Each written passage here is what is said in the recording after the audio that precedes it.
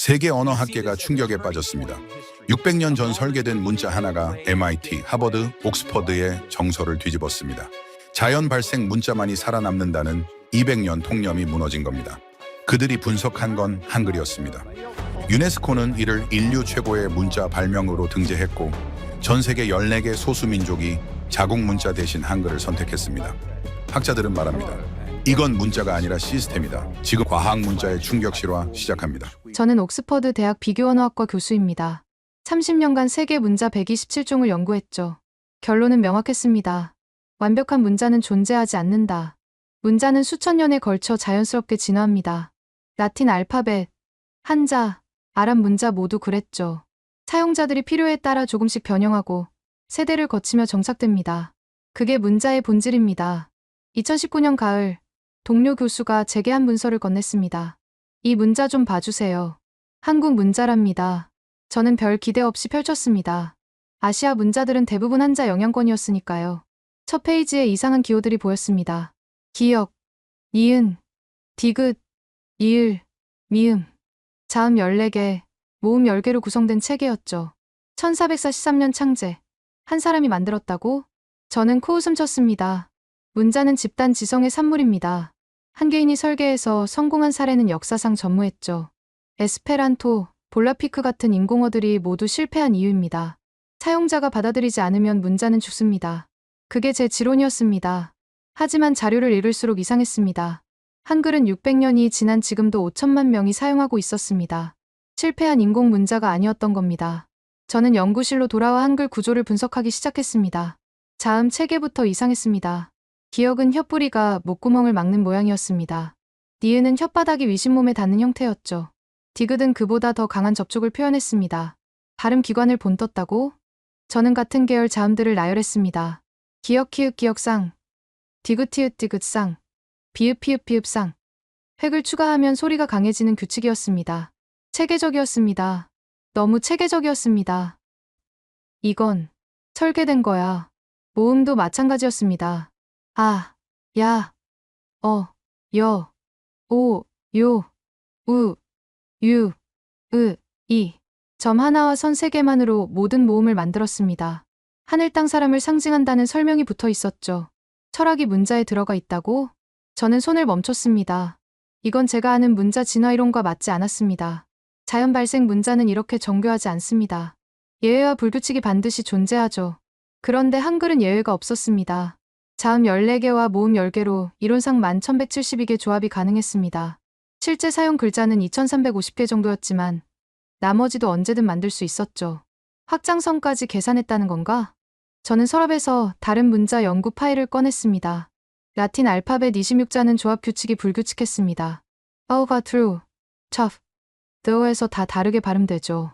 한자는 8만 자가 넘지만 조합 원리가 없었습니다. 하나하나 암기해야 했습니다. 아랍 문자는 모음 표기를 생략해 가독성이 떨어졌죠. 그런데 한글은 달랐습니다. 보기만 해도 발음을 알 수 있었습니다. 강, 공, 궁. 자음과 모음 위치만 바뀔 뿐이었죠. 이게 600년 전에 만들어진 거라고?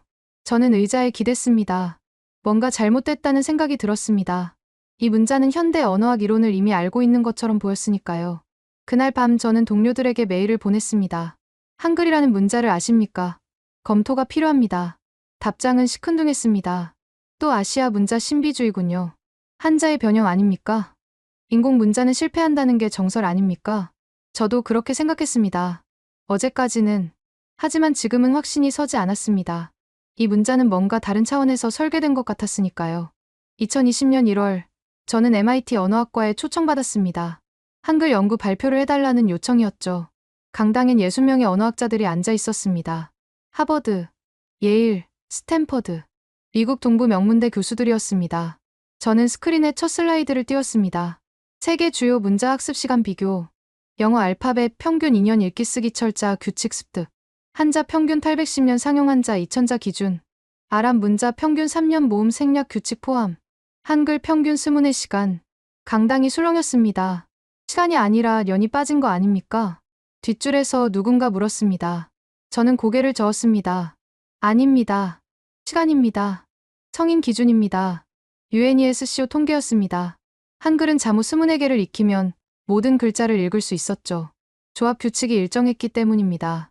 가를 배우면 나, 다 라는 자동으로 알게 됩니다. 기억만 니은, 디귿, 이을로 바꾸면 되니까요. 그럼 문맹률은 어떻습니까? 앞줄에 하버드 교수가 질문했습니다. 저는 다음 슬라이드를 넘겼습니다. 대한민국 문해율 99.2%, 2019년 기준. 세계 평균 문해율 86.3%. 한국은 사실상 문맹이 없는 국가입니다. 조선시대 자료도 있었습니다. 한글 반포 후 50년 만에 양반 계층 문해율이 40%에서 70%로 올랐죠. 여성 문해율은 더 극적이었습니다. 5%에서 30%로 급증했습니다. 이게 가능한 이유가 뭡니까? 누군가 물었습니다. 저는 한글 구조 도표를 띄웠습니다. 발음과 표기의 일치도입니다. 영어는 발음과 철자가 따로 놉니다. 나이프의 K는 묵음이죠. 커너는 커너로 읽습니다. 규칙이 없습니다. 암기해야 합니다. 한자는 더 심합니다. 이 나무를 뜻한다는 걸 글자만 봐선 알 수 없죠. 뜻과 소리를 동시에 외워야 합니다. 그런데 한글은 달랐습니다. 강이라는 글자를 본 순간 발음을 알 수 있습니다. 기역, 니은 쌍. 조합만 읽으면 됩니다. 그럼 표현력은 어떻습니까? 간결성과 정확성은 상충하지 않습니까? MIT 음성학 교수가 날카롭게 물었습니다. 저는 준비한 자료를 꺼냈습니다. 오히려 반대입니다. 한글의 음소 표현 범위는 라틴 알파벳보다 넓었습니다. 자음 19개, 모음 21개로 총 40개 음소를 구분했죠. 영어는 26개 알파벳으로 44개 음소를 표기합니다. 당연히 괴리가 생깁니다. 쥐, 드, 쥐. 두 글자로 한 소리를 나타내야 하죠. 한글은 그럴 필요가 없었습니다. 치옷, 치읓, 기읒. 각각 독립된 자음이었습니다. 받침도 3개까지 가능합니다. 갑스, 할, 을필. 크린의 예시를 띄웠습니다. 강당이 조용해졌습니다. 다들 메모하고 있었습니다. 저는 다음 슬라이드로 넘어갔습니다. 타이핑 속도 비교입니다. 한글 평균 타이핑 속도 분당 350타 2벌씩 자판. 영어 평균 타이핑 속도 분당 200타 쿼티 자판. 중국어 평균 타이핑 속도 분당 150타 병음 입력. 한글이 가장 빠릅니다. 자음과 모음을 번갈아 치면 자동 조합되기 때문이죠. 영어는 자음이 연속으로 나오면 손가락 이동이 복잡합니다. strength, 12th. 타이핑하려면 손목을 꺾어야 하죠. 한글은 그런 경우가 거의 없었습니다. 기억 아니은지 왼손 오른손이 자연스럽게 교차했습니다. AI 음성인식 정확도는 어떻습니까? 구글 출신 연구원이 질문했습니다. 저는 마지막 슬라이드를 띄웠습니다. 구글 음성인식 정확도 2019년 기준. 영어 95.2%, 중국어 92.1%, 한국어 97.8%. 한국어가 가장 높습니다. 이유는 명확했습니다. 한글은 음소와 표기가 거의 1:1 대응이었죠. AI가 학습하기에 가장 효율적인 구조였습니다. 발표가 끝나고 질의응답 시간이었습니다. 예일대 교수가 손을 들었습니다. 그럼 한글은 완벽한 문자라는 겁니까? 저는 잠시 망설였습니다. 완벽하다는 표현은 과합니다. 하지만 저는 단어를 골랐습니다. 가장 효율적입니다. 강당이 다시 술렁였습니다. 30년 경력의 언어학자가 한 문자를 이렇게 평가하는 건 이례적이었으니까요. 발표 후 복도에서 MIT 교수가 제게 다가왔습니다. 우리 연구실에서 한글 AI 학습 모델을 돌리고 있습니다. 결과가 어떻습니까? 충격적입니다. 학습 데이터가 영어의 절반인데 인식률은 더 높습니다. 그는 태블릿을 보여줬습니다. 한글 AI 모델은 100만 문장으로 학습했습니다. 영어 모델은 200만 문장이 필요했죠. 구조적 효율성 때문입니다. 조합 규칙이 일정하니까요. 저는 고개를 끄덕였습니다. 이제 확신이 들었습니다. 한글은 자연 발생 문자가 아니었습니다. 누군가 현대 언어학을 미리 알고 설계한 것처럼 보였죠. 그날 밤 저는 호텔방에서 훈민정음 해례본 원문을 다시 펼쳤습니다. 세종대왕의 서문이 보였습니다. 나라의 말이 중국과 달라 한자로는 서로 통하지 않는다. 백성이 말하고자 하는 바가 있어도 제 뜻을 펴지 못한다. 600년 전 왕이 이런 생각을 했다는 게 믿기지 않았습니다. 이건 단순한 문자 제작이 아니었습니다. 백성을 위한 설계였습니다. 2020년 3월, 저는 런던 UCL 음성학 연구소를 찾았습니다. 세계에서 가장 정밀한 음성 분석 장비가 있는 곳이었죠. 한글 자음 구조를 분석하고 싶습니다. 연구소장이 고개를 갸웃했습니다. 자음 분석이요? 무슨 가설이 있습니까? 저는 한글 자음표를 펼쳤습니다.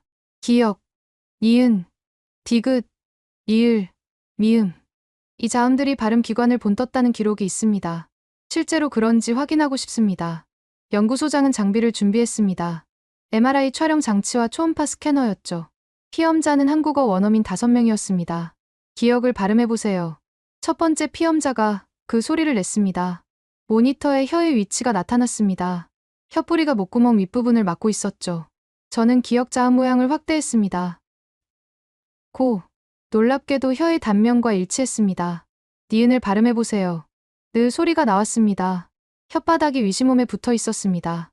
니은의 모양이었습니다. 혀가 입천장에 닿는 형태 그대로였죠. 연구소장이 의자를 당겼습니다. 계속해보죠. 디귿, 리을, 미음, 비읍, 시옷. 모든 자음을 순서대로 분석했습니다. 결과는 충격적이었습니다. 14개 자음 중 12개가 발음 기관과 70% 이상 일치했습니다. 이건 해부학입니다. 연구소장이 중얼거렸습니다. 600년 전에 MRI도 없이 이걸 어떻게 알았죠? 저는 훈민정음 해례본 제자의 부분을 펼쳤습니다. 기억은 혀뿌리가 목구멍을 막는 모양을 본떴다. 정확히 적혀 있었습니다. 세종과 집현전 학자들이 실제로 발음 기관을 관찰한 겁니다. 거울을 보며 입 안을 들여다보고 혀의 움직임을 분석했죠. 그럼 모음은 어떻습니까? 연구소장이 물었습니다. 저는 모음 체계를 보여줬습니다. 아, 야, 여, 오, 요, 우, 유, 이. 천지인 삼재사상으로 만들었다고 합니다. 점 하나가 하늘, 가로선이 땅, 세로선이 사람이었습니다. 하늘, 땅, 오, 하늘, 이 사람, 아. 조합만으로 모든 모음을 만들었죠. 철학이 문자에 들어간 겁니까? 그렇습니다. 하지만 철학만이 아닙니다. 저는 모음 발음 위치 도표를 띄웠습니다. 아는 입을 크게 벌려 발음합니다. 점이 아래에 있죠. 오는 입을 둥글게 오므립니다. 점이 위에 있습니다. 은은 입을 거의 벌리지 않습니다. 점이 가운데 있죠. 위치와 발음이 대응합니다. 연구소장이 모니터를 확대했습니다. 그럼 이건 단순한 기호가 아니라 맞습니다. 수학적 음성학입니다. 우리는 일주일 동안 모든 한글 자모를 분석했습니다. 기역 키읔상, 디귿티읕상, 비읍피읍상. 획을 추가하면 기류가 강해졌습니다. 쌍기역, 쌍디귿, 쌍비읍은 더 강했죠. 이건 음성학의 유서음 무성음 구분과 일치합니다. 연구소장이 데이터를 정리하며 말했습니다. 17세기에 이 개념이 확립됐는데 한글은 그보다 200년 앞섰습니다. 저는 컴퓨터 앞에 앉았습니다. 조합 규칙을 분석해보겠습니다. 한글은 초성 중성 중성 구조였습니다. 자음 초성 모음 중성 음절. 여기에 받침 종성을 추가할 수 있었죠. 가, 기역, 가, 강, 기역, 아, 니은. 규칙이 일정했습니다. 어떤 자음과 모음을 조합해도 글자가 만들어졌죠. 저는 프로그래밍으로 모든 조합을 생성했습니다. 14개 자음, 10개 모음, 140개 기본 글자. 여기에 받침 27종을 추가하면 1172개 조합이 가능했습니다. 실제 사용하는 글자는 몇 개입니까? 2350개 정도입니다. 하지만 나머지도 언제든 만들 수 있습니다. 연구소장이 의자를 돌렸습니다. 그럼 외래어 표기는 어떻게 합니까? 조합하면 됩니다. 저는 예시를 보여줬습니다.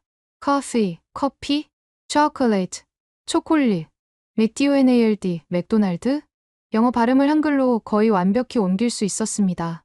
한자도 마찬가지였죠. 베이징, 베이징, 똥징, 도쿄. 중국어, 일본어 발음을 그대로 표기했습니다. 이건 국제음성 기호 IPA와 비슷합니다. 저는 고개를 끄덕였습니다. IPA는 1888년에 만들어진 국제표준 음성 기호였죠. 언어학자들이 모든 언어의 발음을 통일된 기호로 표기하기 위해 개발했습니다. 그런데 한글은 그보다 445년 앞서 같은 일을 했습니다. 그래서 한글로 다른 나라 언어도 표기할 수 있습니다. 저는 자료를 꺼냈습니다.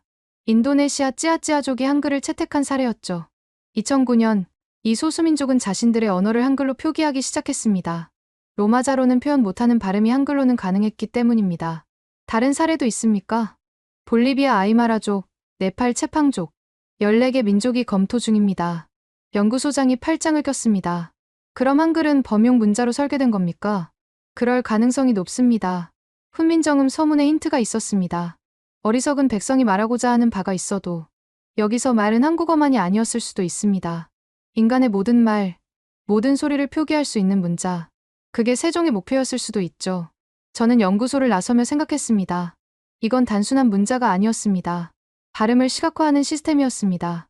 600년 전 한 명의 왕과 몇몇 학자가 이걸 만들었다는 게 믿기지 않았습니다. 2020년 6월 제 논문이 네이처 휴먼 비헤이비어에 실렸습니다. 제목은 한글 설계된 문자 시스템의 언어학적 분석이었죠. 반응은 즉각적이었습니다. 뉴욕타임스가 일면에 실었습니다. 600년 전 한국 문자, 현대 언어학 이론 선취했다. BBC는 다큐멘터리 제작을 제안했습니다. 가디언은 세종대왕 특집 기사를 냈죠. 하지만 가장 뜨거운 반응은 실리콘밸리에서 나왔습니다. 구글 AI 연구소에서 연락이 왔습니다. 한글 기반 자연어 처리 모델을 개발 중입니다. 자문을 구합니다. 저는 캘리포니아행 비행기에 올랐습니다. 마운틴뷰 구글 본사 AI 연구동이었습니다. 연구팀장이 대형 모니터를 켰습니다. GPT-3 한국어 버전 학습 결과입니다. 화면에 그래프가 떴습니다. 영어 모델 학습 데이터 570GB, 정확도 94.3%, 중국어 모델 학습 데이터 620GB, 정확도 91.7%, 한국어 모델 학습 데이터 340GB, 정확도 96.1%. 데이터는 절반인데 정확도는 더 높습니다. 팀장이 설명했습니다.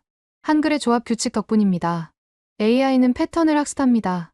영어는 불규칙이 많아 예외를 일일이 학습해야 했죠. 웨이터 현재형인지 과거형인지는 문맥으로만 구분됩니다. 리도 마찬가지였죠. 한글은 달랐습니다. 읽다, 읽었다, 읽는다. 규칙이 명확했습니다. AI가 패턴을 빠르게 파악했죠. 형태소 분석도 쉽습니다. 팀장이 다음 화면을 띄웠습니다. 아름답다, 아름답, 덜 불규칙다. 먹었다, 다라. 한글은 어근과 어미가 분리돼 있었습니다. AI가 구조를 분해하기에 최적이었죠. 음성인식은 어떻습니까? 제가 물었습니다. 팀장이 스피커를 켰습니다. 시리아, 오늘 날씨 어때? AI가 즉시 응답했습니다. 서울 현재 기온 23도, 인식률이 98.3%입니다. 영어는 95.1%죠. 이유는 명확했습니다. 한글은 음소와 표기가 거의 1대1이었습니다. 가는 항상 가로 발음됐죠. 영어는 아니었습니다. 리드는 리드일 수도, 레드일 수도 있었습니다. AI가 혼란을 겪을 수밖에 없었죠. 회의가 끝나고 팀장이 조용히 말했습니다. 사실 저희는 한글을 참고해 새 AI 언어 모델을 설계하고 있습니다. 어떤 방식입니까? 음소 단위 토크너입니다. 한글처럼 자음과 모음을 분리해 학습시키는 거죠. 그는 실험 데이터를 보여줬습니다. 기존 영어 모델보다 학습 속도가 40% 빨랐습니다. 한글 구조를 다른 언어에 적용한 겁니까? 그렇습니다. 한글이 증명했으니까요. 음소 조합 체계가 가장 효율적이라는 걸. 저는 샌프란시스코로 이동했습니다. 스탠퍼드 대학 언어학과였죠. 여기선 다른 연구가 진행 중이었습니다. 소수 언어 보존 프로젝트. 전 세계 7,000개 언어 중 절반이 100년 내 소멸 위기였습니다. 문자가 없는 언어들이 특히 위험했죠. 한글을 차용하면 어떨까요? 프로젝트 책임자가 제안했습니다. 한글은 범용 음소를 표기할 수 있으니까요. 저는 고개를 끄덕였습니다. 이미 사례가 있었습니다. 인도네시아 찌아찌아족은 2009년부터 한글을 썼습니다. 로마자로는 표현 못하는 7개 자음을 한글로 표기했죠. 음은 응으로, 음은 으로 썼습니다. 효과가 있었습니까? 놀라웠습니다. 문해율이 5년 만에 40%에서 85%로 올랐습니다. 찌아찌아 아이들이 한글로 자기 언어를 배웠습니다. 교과서가 만들어졌고 사전이 편찬됐죠. 소멸위기 언어가 기록되기 시작한 겁니다. 다른 민족도 관심을 보이고 있습니다. 책임자가 지도를 펼쳤습니다. 네팔 체팡족, 볼리비아 아이마라족, 솔로몬제도 원주민. 14개 소수민족이 한글 도입을 검토 중이었습니다. 왜 한글입니까? IPA도 있지 않습니까? IPA는 너무 복잡합니다. 기호만 100개가 넘죠. IPA는 언어학자용 도구였습니다. 일반인이 배우기엔 어려웠죠. 한글은 달랐습니다. 잠옷 24개만 익히면 모든 소리를 표기할 수 있었습니다. 배우기 쉽고, 쓰기 쉽고, 확장성도 있습니다. 저는 그날 밤 호텔에서 이메일을 확인했습니다. 전 세계 언어학자 87명이 공동 성명을 보냈습니다. 한글을 UNESCO 인류무형문화유산으로 재등재할 것을 제안한다. 한글은 이미 1997년 세계기록유산으로 등재됐었습니다. 훈민정음 해례본이 대상이었죠. 하지만 이번엔 달랐습니다. 한글 사용 그 자체를 인류유산으로 인정하자는 제안이었습니다. 현존하는 문자 중 유일하게 창제자, 창제 원리, 창제 시기가 명확한 과학 문자, 성명서에 적힌 문구였습니다. 저는 창밖을 내다봤습니다. 샌프란시스코 야경이 펼쳐져 있었죠. 3개월 전만 해도 저는 한글을 몰랐습니다. 그저 아시아 문자 중 하나로 생각했죠. 하지만 지금은 달랐습니다. 이건 문자가 아니었습니다. 인간의 소리를 시각화하는 보편 시스템이었습니다. 다음 날 아침, 뉴욕타임스 과학면에 새 기사가 실렸습니다. 한글, AI 시대의 최적 문자로 재평가. 부제는 더 자극적이었습니다. 구글 마이크로소프트, 한글 구조 참고한 AI 모델 개발 중. 댓글란이 뜨거웠습니다. 600년 전 문자가 21세기 AI를 이긴다고? 이건 과장 아닙니까? 하지만 데이터는 거짓말하지 않았습니다. 한글 기반 AI 모델은 학습 효율이 40% 높았습니다. 음성인식 정확도는 3%포인트 높았죠. 소수 언어 보존에도 가장 효과적이었습니다. 세계가 한글을 다시 보기 시작했습니다. 더 이상 한국의 문자가 아니었습니다. 인류의 문자로 주목받고 있었습니다. 2020년 9월, 저는 서울대학교 국어국문학과에 초청받았습니다. 한국의 한글 연구자들과 공동 세미나였죠. 회의실엔 20명의 교수가 모여 있었습니다. 교수님, 한 가지 여쭤보겠습니다. 젊은 연구원이 손을 들었습니다. 한글의 수학적 구조를 분석해 보셨습니까? 저는 고개를 갸웃했습니다. 수학적 구조요? 네. 자모조합의 경우의 수말입니다. 그는 화이트보드에 식을 적었습니다. 초성 19개, 중성 21개, 종성 27개, 받침 없음 1개, 1172. 이건 단순 곱셈이 아닙니다. 그가 설명을 이어갔습니다. 한글은 3차원 조합 체계입니다. 초성, 중성, 종성이 각각 독립적으로 작동하죠. 그는 강, 공, 궁을 나란히 적었습니다. 세 글자 모두 초성은 기역, 종성은 니은이었습니다. 중성만 바뀌었죠. 중성을 바꾸면 21개 글자가 만들어집니다. 초성을 바꾸면 19개, 종성을 바꾸면 28개. 이건 조합론의 고배 법칙이었습니다. 그럼 이론상 만들 수 있는 글자 수는 무한대입니다. 옆에 앉은 교수가 끼어들었습니다. 겹받침까지 허용하면 종성이 28개가 아니라 수백 개가 됩니다. 값, 싹, 너도. 받침이 2개인 글자들이었죠. 심지어 올, 짤처럼 3개도 가능했습니다. 그럼 외래어 표기는 제약이 없습니다. 영어든 중국어든 아랍어든 표기할 수 있죠. 저는 펜을 내려놨습니다. 이건 제가 생각한 것보다 훨씬 체계적이었습니다. 잠깐만요. 그럼 한글은 처음부터 확장성을 고려해 설계된 겁니까? 그렇습니다. 국문학과 교수가 훈민정음 해례본을 펼쳤습니다. 제자애를 보시면 초성, 중성, 종성 합하여 글자를 이룬다고 적혀 있습니다. 600년 전 문서에 이미 조합 원리가 명시돼 있었던 겁니다. 세종대왕이 수학자였습니까? 아닙니다. 하지만 주변에 있었습니다. 집현전 학자 중 정인지, 신숙주, 성삼문. 이들은 천문학, 수학, 의문학 전문가였죠. 한글 창제는 학제간 융합 프로젝트였습니다.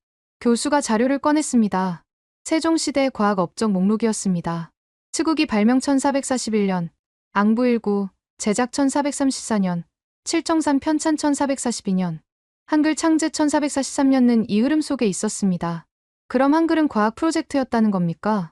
정확히는 언어공학 프로젝트였습니다. 저는 노트북을 열었습니다. MIT 연구팀이 보낸 최신 데이터였죠. 한글 구조를 프로그래밍 언어 관점에서 분석했습니다. 화면에 코드가 떴습니다. 한글은 객체지향 프로그래밍 구조와 동일합니다. 초성, 중성, 종성은 독립된 객체였습니다.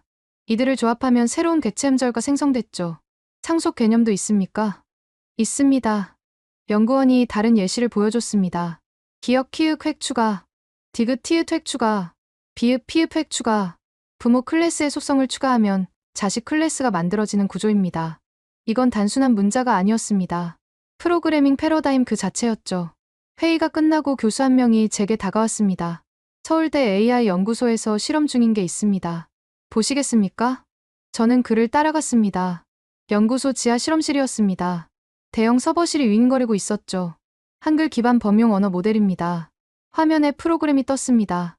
영어 문장을 입력하면 한글 음소로 변환한 뒤 학습합니다. 왜 그렇게 합니까? 한글의 조합 효율성을 활용하기 위해서죠. 연구원이 시연했습니다. hello, 흐에리리오응우? 영어 단어가 한글 음소로 분해됐습니다. 이렇게 하면 학습 데이터가 30% 줄어듭니다. 정확도는 어떻습니까? 오히려 올라갑니다. 음소 단위 패턴 인식이 더 정확하거든요. 연구원이 다른 화면을 띄웠습니다. 중국어, 일본어, 스페인어, 12개 언어 테스트 결과였습니다. 모두 한글 음소로 변환한 뒤 학습했죠. 다국어 모델 구축 시간이 절반으로 줄었습니다. 저는 의자에 앉았습니다. 이건 혁명적이었습니다. 한글이 단순히 한국어를 표기하는 문자가 아니었습니다. 범용 음소 체계였던 겁니다. 그럼 이론상 모든 언어를 한글로 표기할 수 있다는 겁니까? 그렇습니다. IPA보다 쉽고 로마자보다 정확합니다. 연구원이 마지막 자료를 보여줬습니다. UN 산하언어학연구소에서 의뢰가 들어왔습니다. 무슨 의뢰입니까? 소멸위기 언어 3,000개를 한글로 표기하는 프로젝트입니다. 아프리카, 남미, 오세아니아, 문자가 없는 소수 언어들이었습니다. 이들 언어를 기록하려면 표기 시스템이 필요했죠. 로마자는 한계가 있습니다. 음소 범위가 좁거든요. 한글은 다릅니까? 한글은 자음 40개, 모음 50개까지 확장 가능합니다. 겹받침까지 허용하면 사실상 무제한이군요. 맞습니다. 저는 창밖을 내다봤습니다. 서울 도심이 내려다 보였죠. 600년 전 이 땅에서 한 사람이 결단했습니다. 백성이 말하고자 하는 바를 표기할 문자를 만들겠다. 그는 단순히 한국어용 문자를 만든 게 아니었습니다. 인류 언어 전체를 표기할 시스템을 설계한 겁니다. 그날 밤 저는 논문을 쓰기 시작했습니다. 제목은 한글 범용 음소 표기 시스템으로서의 재평가였습니다. 핵심 주장은 명확했습니다. 한글은 한국어 전용 문자가 아니라 인류 언어 전체를 표기할 수 있는 범용 시스템이다. 이 논문은 3개월 후 사이언스에 실렸습니다. 세계가 다시 한번 충격에 빠졌습니다. 2021년 1월, 저희 사이언스 논문이 공개된 지 일주일 만에 일이 터졌습니다. 하버드 언어학과 학과장이 공개 반박문을 냈습니다. 한글 범용문은 과대평가다. 문자의 보편성은 사용자 수로 증명된다. 그는 라틴 알파벳 사용 인구 20억 명을 강조했죠. 한글 사용자는 8천만 명에 불과했습니다. 숫자가 진실을 말한다. 그의 논리였습니다. 옥스퍼드, 케임브리지, 소르본, 유럽 주요 대학 교수 32명이 동조했습니다. 600년 전 문자를 21세기 표준으로 삼자는 건 비현실적이다. 언론이 들끓었습니다. 가디언은 한글 논쟁과학인가 민족주의인가라는 제목을 뽑았죠. BBC는 양측 학자를 스튜디오에 불러 토론회를 열었습니다. 저는 런던행 비행기에 올랐습니다. BBC 스튜디오는 긴장감이 흘렀습니다. 맞은편엔 하버드 학과장이 앉아 있었죠. 진행자가 입을 열었습니다. 한글이 범용 시스템이라는 주장, 근거가 있습니까? 저는 준비한 자료를 꺼냈습니다. 3가지 데이터를 보여드리겠습니다. 첫 번째 화면이 떴습니다. AI 언어 모델 학습 효율 비교입니다. 라틴 알파벳 기반 모델 학습 시간 100시간, 정확도 94.3%, 한글 음소 변환 모델 학습 시간 62시간, 정확도 96.8%. 같은 데이터를 한글 음소로 변환하면 학습 시간이 38% 단축됩니다. 하버드 학과장이 끼어들었습니다. 그건 한국어 데이터니까 그렇죠. 영어는 다릅니다. 아닙니다. 저는 다음 화면을 띄웠습니다. 영어 문장을 한글 음소로 표기한 뒤 학습시킨 결과입니다. The cat sat on the mat, the cat sat on the mat. 이렇게 변환한 뒤 AI에 학습시켰습니다. 발음 표기 일치도가 높아지니 학습 속도가 빨라졌습니다. 말도 안 됩니다. 영어를 한글로 쓰자는 겁니까? 학과장의 목소리가 높아졌습니다. 그게 아닙니다. 저는 침착하게 대답했습니다. 한글의 설계 원리를 차용하자는 겁니다. 음소 단위 표기, 조합 규칙의 일관성. 두 번째 자료를 펼쳤습니다. 소수 언어 보존 사례입니다. 인도네시아 찌아찌아족, 네팔 체팡족, 솔로몬제도 카카족. 이들은 한글을 채택한 뒤 문해율이 급상승했습니다. 찌아찌아족은 5년 만에 40%에서 85%로 올랐습니다. 그건 예외 사례죠. 학과장이 반박했습니다. 전 세계 7,000개 언어 중 몇 개가 한글을 쓴다고요. 14개? 비율로 따지면 0.2%입니다. 진행자가 끼어들었습니다. 그럼 왜 이 소수민족들은 로마자 대신 한글을 선택했습니까? 그건 학과장이 말을 멈췄습니다. 저는 3번째 자료를 꺼냈습니다. 찌아찌아족 교육 담당자 인터뷰입니다. 화면에 영상이 재생됐습니다. 로마자로는 우리 언어의 7개 자음을 표기할 수 없었습니다. 한글은 가능했죠. 인도네시아 부톤섬 초등학교 교실이 나왔습니다. 아이들이 한글로 자기 이름을 쓰고 있었습니다. 배우기도 쉬웠습니다. 한 달이면 읽고 쓸 수 있었어요. 영상이 끝났습니다. 스튜디오가 조용해졌습니다. 진행자가 학과장을 바라봤습니다. 반론하시겠습니까? 데이터를 더 봐야 합니다. 학과장의 목소리가 작아졌습니다. 방송이 끝나고 복도에서 프랑스 언어학자가 제게 다가왔습니다. 솔직히 충격입니다. 저도 30년간 라틴 알파벳이 최선이라 믿었거든요. 지금은 어떻게 생각하십니까?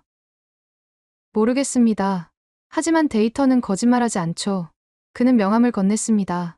소르본 대학에서 한글 세미나를 열 예정입니다. 와주시겠습니까? 다음 날 뉴욕타임스가 BBC 토론 내용을 일면에 실었습니다. 한글 논쟁 하버드 교수, 명확한 반박 실패, 댓글란이 폭발했습니다. 라틴 알파벳이 완벽하다고 생각했는데 600년 전 문자가 AI 시대에 더 효율적이라니. 이건 서구 중심주의에 대한 도전이다. 2주 후 MIT에서 긴급 세미나가 열렸습니다. 주제는 한글 구조의 AI 적용 가능성이었죠. 참석자는 200명이 넘었습니다. 구글, 메타, 마이크로소프트, 빅테크 연구원들이 몰려왔습니다. 첫 발표자는 구글 AI 연구소장이었습니다.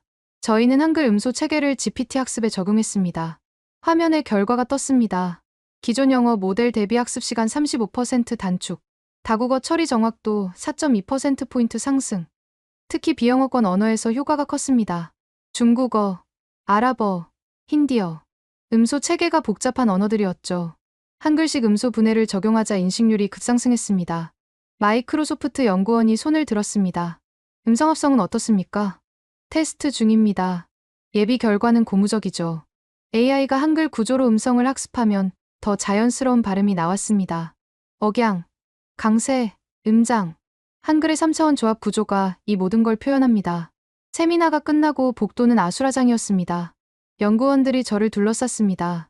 한글 자모 체계 라이선스가 있습니까? 공개 표준입니까? 상업적 사용이 가능합니까? 저는 손을 들어 진정시켰습니다. 한글은 600년 전에 만들어진 공공재입니다. 누구나 자유롭게 쓸 수 있죠. 그럼 우리 AI 모델에 적용해도 됩니까? 물론입니다. 다만 한 가지 조건이 있습니다. 모두가 귀를 기울였습니다. 한글의 설계 원리를 존중해 주십시오. 임의로 변형하지 말고요. 메타 연구원이 고개를 끄덕였습니다. 당연합니다. 이미 완벽한 시스템을 왜 바꾸겠습니까? 그날 밤 저는 호텔방에서 이메일을 확인했습니다. 하버드 학과장이 보낸 메일이었습니다. 제목은 사과와 제안이었죠. 제 발언이 성급했습니다. 데이터를 다시 검토한 결과 당신 주장이 타당하다고 판단했습니다. 그는 공동 연구를 제안했습니다. 한글 구조를 다른 언어에 적용하는 프로젝트를 함께하면 어떻겠습니까? 저는 답장을 보냈습니다. 기꺼이 참여하겠습니다. 언어학계의 패닉은 서서히 가라앉았습니다. 하지만 이제 새로운 질문이 떠올랐습니다. 600년 전 사람들이 어떻게 이런 시스템을 설계했을까? 그 답을 찾기 위해 저는 다시 한국행 비행기에 올랐습니다. 2021년 5월, 저는 경복궁 근처 한옥 건물에 있었습니다. 세종대왕 기념사업회 본부였죠. 회의실 벽면엔 훈민정음 해례본 복제본이 걸려 있었습니다. 교수님, 이걸 보시겠습니까? 사업회 연구원이 오래된 문서를 펼쳤습니다. 세종실록 1443년 12월 기록입니다. 한문으로 빼곡히 적혀 있었죠. 10월 상칭주연 원 28字. 이달의 임금이 친히 언문 28자를 만들었다. 저는 숨을 죽였습니다. 28자요? 지금은 24자인데 초기엔 4개가 더 있었습니다. 반치음, 예시응, 아래아, 예시응. 연구원이 설명했습니다. 시간이 지나며 불필요한 음소가 소멸했죠. 하지만 설계 당시엔 모든 소리를 표기하려 했습니다. 모든 소리요? 그렇습니다. 중국어, 몽골어, 만주어, 주변국 언어까지 표기 가능하게 설계했죠. 연구원이 다른 자료를 꺼냈습니다. 동국정운, 1448년 간행된 한자 발음 사전입니다. 책을 펼치자 한자 옆에 한글 발음이 적혀 있었습니다.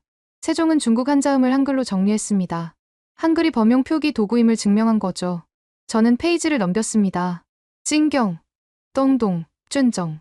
15세기 중국어 발음이 한글로 정확히 기록돼 있었습니다. 이건 의문학 연구 자료로도 귀중합니다. 왜죠? 15세기 중국어 발음을 알 수 있는 유일한 기록이거든요. 중국 자체에도 이런 정밀한 기록은 없었습니다. 한자는 표의문자라 발음 변화를 추적하기 어려웠죠. 그럼 한글이 중국 언어학에도 기여한 겁니까? 맞습니다. 베이징대 중문과에서 이 자료를 연구하고 있습니다. 저는 의자에 기댔습니다. 세종의 비전이 보이기 시작했습니다. 그는 단순히 조선 백성을 위한 문자를 만든 게 아니었습니다. 동아시아 전체의 의문을 기록할 시스템을 구상한 겁니다. 다음 날 저는 국립중앙도서관 고문원실에 갔습니다. 훈민정음 해례본 원본을 보고 싶습니다. 차서가 고개를 저었습니다. 원본은 간송미술관에 있습니다. 여긴 복제본만 있죠. 하지만 복제본으로도 충분했습니다. 저는 제자의, 초성의, 중성의, 종성의 각 장을 천천히 읽었습니다. 초성 어금니 소리는 군자의 첫소리와 같다. 600년 전 한문이었지만 논리는 명확했습니다. 발음 위치 기관 형태 문자 디자인, 과학 논문의 구조였죠. 이건 논문입니다. 옆에 앉은 국문학자가 고개를 끄덕였습니다. 맞습니다. 세계 최초의 문자학 논문이죠. 다른 문자들은 창제 과정이 불분명했습니다. 라틴 알파벳은 그리스 문자에서 진화했고 한자는 수천 년에 걸쳐 형성됐죠. 창제자도, 창제 이유도, 창제 원리도 명확하지 않았습니다. 한글만 유일합니다. 누가, 언제, 왜, 어떻게 만들었는지 다 기록돼 있죠. 저는 해례본 서문을 다시 읽었습니다. 나라의 말소리가 중국과 다르다. 이 한 문장에 모든 게 담겨 있었습니다. 세종은 언어적 독립을 선언한 겁니다. 중국 한자를 쓰지 않아도 우리 생각을 표현할 수 있다고. 이건 혁명이었습니다. 국문학자가 말했습니다. 15세기엔 문자가 곧 권력이었죠. 한자를 아는 자만이 관리가 될 수 있었습니다. 세종은 그 구조를 깼습니다. 누구나 배울 수 있는 문자를 만들어 지식을 민주화한 겁니다. 당시 양반들이 거세게 반발했습니다. 최만리를 비롯한 지편전 학자 일부가 상소를 올렸죠. 업무는 중국을 배반하는 것이며 오랑캐 문자와 같다. 하지만 세종은 물러서지 않았습니다. 나라마다 말이 다른데 어찌 중국 문자만 쓰겠는가. 그는 한글 반포를 강행했습니다. 저는 도서관을 나서며 생각했습니다. 600년 전 한 사람의 결단이 오늘날까지 이어지고 있다고. 그날 오후 저는 서울대 언어학과 세미나에 참석했습니다. 하버드, MIT, 옥스퍼드 20명의 외국 학자들이 모여 있었죠. 모두 제 논문을 읽고 한국에 온 사람들이었습니다. 이제 우리는 인정해야 합니다. 하버드 학과장이 입을 열었습니다. 한글은 역사상 가장 과학적으로 설계된 문자입니다. 3개월 전 저를 공개적으로 비판했던 바로 그 사람이었습니다. 제가 틀렸습니다. 데이터가 명확히 증명했죠. 그는 발표 자료를 띄웠습니다.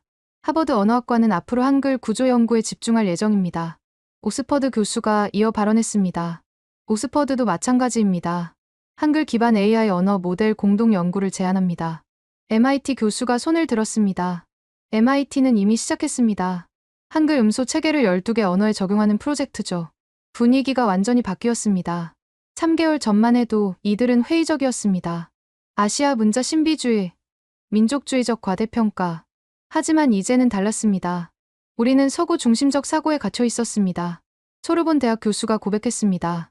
라틴 알파벳이 최선이라고 믿었죠. 하지만 한글은 그 믿음을 깼습니다. 세미나가 끝나고 단체 사진을 찍었습니다. 20명의 언어학자들이 훈민정음 해례본 앞에 섰죠. 이 사진은 역사적 순간입니다. 누군가 말했습니다.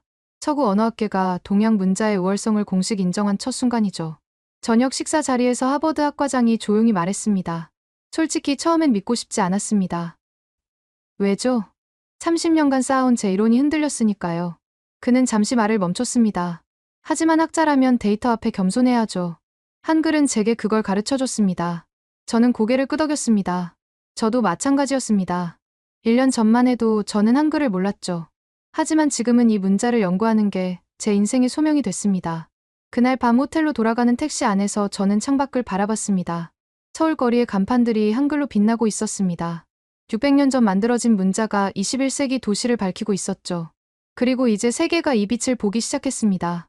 2021년 10월 9일 한글날이었습니다. 저는 유네스코 본부 파리 회의장에 서 있었습니다. 193개국 대표가 참석한 특별총회였죠. 의제는 단 하나였습니다.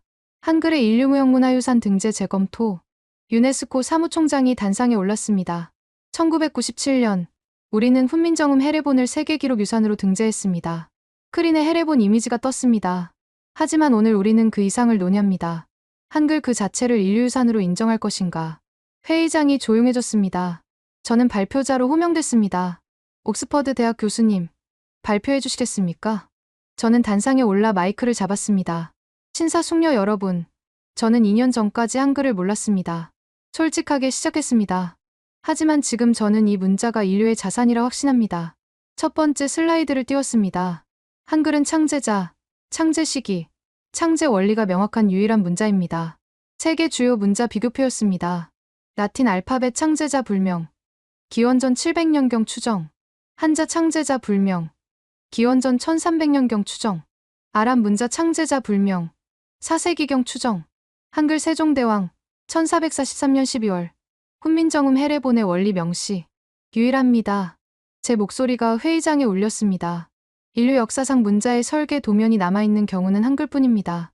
두 번째 슬라이드였습니다. 학습 효율성 비교입니다. UNESCO 문해력 데이터가 펼쳐졌습니다. 대한민국 문해율 99.2%, 세계 평균 문해율 86.3%. 한글 사용 국가는 사실상 문맹이 없습니다. 아프리카 대표가 손을 들었습니다. 그게 한글 때문입니까? 교육 투자 때문 아닙니까? 예상한 질문이었습니다. 물론 교육이 중요합니다. 하지만 저는 다음 데이터를 보여줬습니다. 조선시대 자료입니다. 한글 반포 전후 문해율 변화 그래프였죠. 1420년 양반 문해율 42%, 1500년 양반 문해율 73%, 1420년 평민 문해율 5% 미만, 1500년 평민 문해율 28%. 교육 투자는 거의 없었습니다. 변한 건 문자뿐이었죠. 회의장이 술렁였습니다. 저는 세 번째 자료를 펼쳤습니다. 현대 사례입니다. 인도네시아 찌아찌아족, 부톤섬 바오바오시 초등학교 사진이 떴습니다.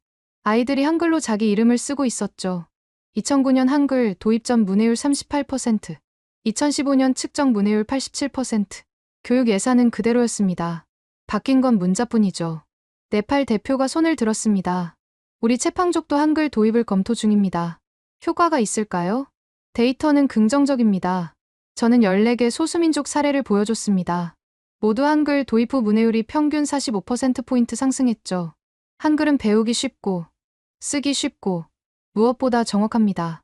네 번째 슬라이드는 AI 데이터였습니다. 인공지능 시대의 한글입니다.